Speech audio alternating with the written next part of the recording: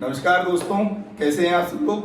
तो हम current electricity chapter का एक टॉपिक पढ़ने वाले हैं जिसका नाम है ड्रिफ्ट वेलोसिटी में और करंट में क्या पढ़ना है, हमें रिलेशनशिप पढ़ना है। ठीक है, ध्यान दें। तो टॉपिक बहुत सिंपल है। सपोज करें हमारे पास एक कंडक्टर है जिसकी लेंथ L है, इसका एरिया A है, n नंबर ऑफ इलेक्ट्रॉन्स हैं, n number of electron per unit volume.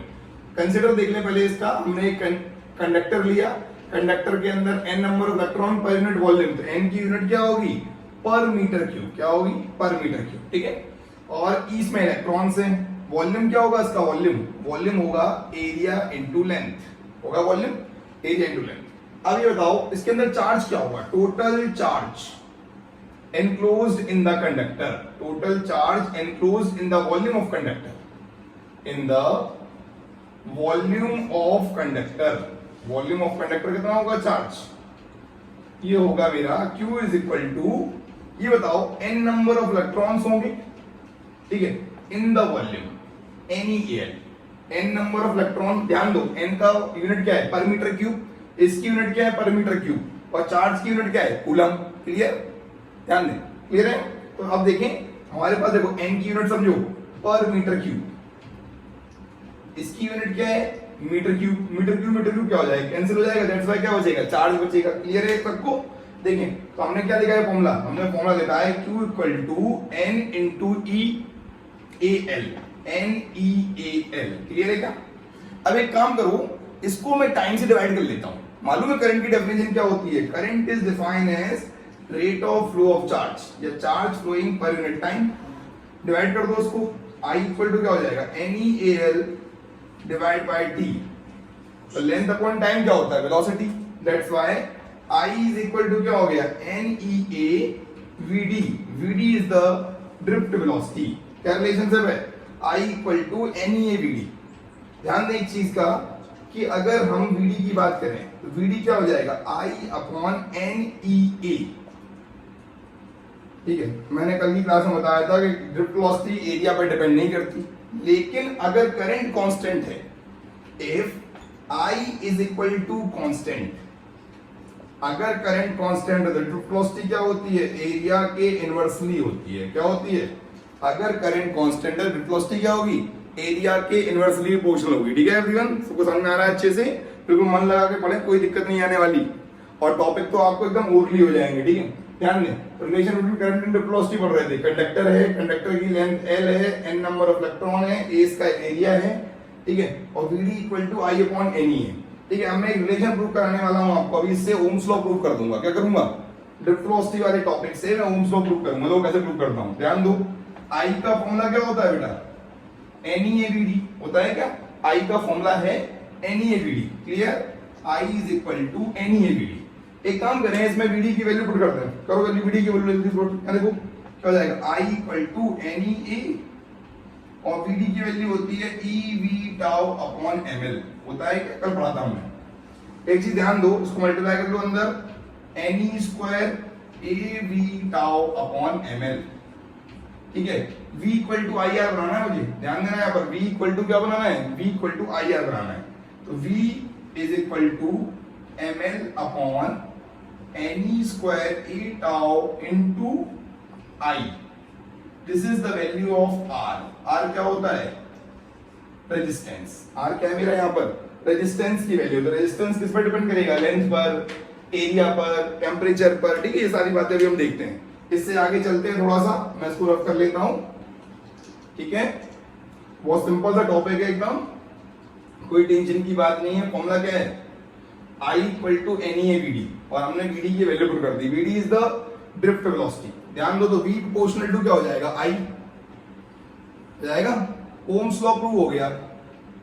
Ohm's law क्या कहता है, at constant physical condition like length, area, temperature, material, जो वोल्टेज है वो किस पर डिपेंड करता है, करंट पर, या करंट डिपेंड करता है किस पर, पोटेंशियल डिफरेंस पर। ठीक है, देखो R की वैल्यू क्या हो गई बेटा, यहाँ पर R की वैल्यू हो गई ml upon Ne square A into tau.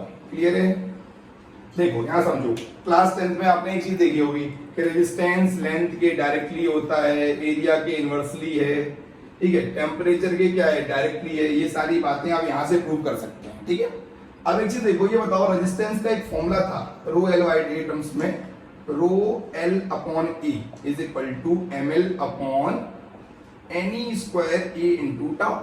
Tau relaxation time है, ई चार्ज की वैल्यू है, इलेक्ट्रॉन की वैल्यू, एन क्या है नंबर डेंसिटी ऑफ इलेक्ट्रॉन, ठीक है, ए एरिया है, एम मास है, एल लेंथ है, ए एरिया, ठीक है, लेंथ से लेंथ, एरिया से एरिया कैंसिल कर दो तो रेजिस्टिविटी क्या हो जाएगी M upon N E square tau. एक बात समझ में आ गई होगी आपको, रेजिस्टिविटी देखो इस फॉर्मूले में देखो, ना तो लेंथ है ना एरिया है, इट मींस रेजिस्टिविटी ना लेंथ पे डिपेंड करती है ना एरिया पे डिपेंड करती है, it only depend on temperature. Temperature मतलब रिलैक्सेशन टाइम, ठीक है, और number density of electron material पे डिपेंड करता है, ठीक है। दैट्स व्हाई क्या होगा कि रेजिस्टिविटी डिपेंड अपॉन, ठीक है, टेम्परेचर एंड मटेरियल। क्लियर है क्या? It do not depend on length and area. किसी कोई दिक्कत नहीं होनी चाहिए, बहुत सिंपल सा टॉपिक है। फिर समझो V proportional to I Ohm's law है, उसके बाद R का फॉर्मूला हमने यहां से निकाल लिया, देखो यहां से R का फॉर्मूला निकाला है, ठीक है। R का फॉर्मूला क्या है ml अपॉन एनी स्क्वायर ए टाउ, लेंथ पर डायरेक्टली, एरिया पे इनवर्सली, ठीक है, और टाइम पीरियड के क्या है डायरेक्टली। फॉर्मूला पुट कर दिया, रो की वैल्यू क्या हो गई m upon N E square tau, rho क्या है रेजिस्टिविटी। एग्जाम में पूछते हैं, कैसे पूछते हैं, derive the expression for resistivity in term of number density of electron and relaxation time. This is the formula for resistivity m upon any square tau. Clear है? ये आपने यहाँ समझ गए यहाँ तक। एक चीज बताओ, ये रेजिस्टिविटी है तो कंडक्टिविटी का फॉर्मूला क्या होगा? रेजिस्टिविटी का उल्टा कर दो, कंडक्टिविटी क्या होती है सिग्मा, क्या होता है सिग्मा 1 अपॉन रो। क्लियर है? देखें आप इसको पलट दो तो सिग्मा इक्वल टू क्या हो जाएगा N E square tau upon M, N E square tau upon M. मैं आपको एक चीज और प्रूव कराता हूं, microscopic form of Ohm's law, ठीक है, उसको भी ध्यान से देखें, आप नोट कर लें पहले जल्दी से, इसका स्क्रीनशॉट ले लें, फिर हम एक दो चार लाइनें और उसके बाद फिर ये वीडियो कवर हो जाएगा हमारा, ठीक है।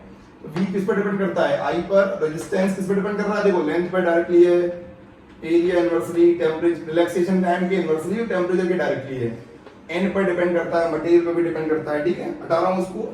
देखें अब मैं आगे समझता हूं कि रिलेशन प्रूव करना है किसमें, सिग्मा में, जे में और ई में। जे समझते हैं करंट डेंसिटी, ध्यान दो यहाँ पर एक फॉर्मूला था हमारे पास I इक्वल टू NeAVD था फॉर्मूला, अभी हमने प्रूव किया है, और I अपॉन ए क्या होता है NeVD।